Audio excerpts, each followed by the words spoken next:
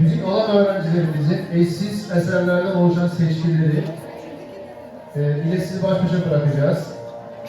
Alkışlarınızla keman enstrümanıyla bilgi eser öğrencimizi buraya davet edelim.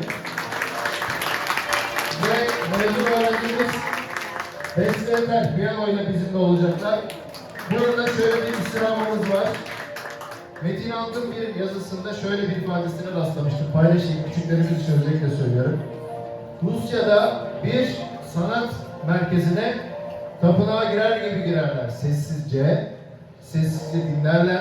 En güzel kıyafetlerine giderler. O şekilde çıkarlar. Gibi bir ifadesi var. Bunu ilk Tanzimat döneminde bu kültürü aktarabilmek adına örneklendirmiş. Şimdi onları dinlerken biz de sessiz bir şekilde, titiz bir şekilde dinleyebilirsek sanata daha güzel bir saygı göstermiş oluruz. Onları onurlandırmış oluruz. Onlarla baş başayız. Buyurun.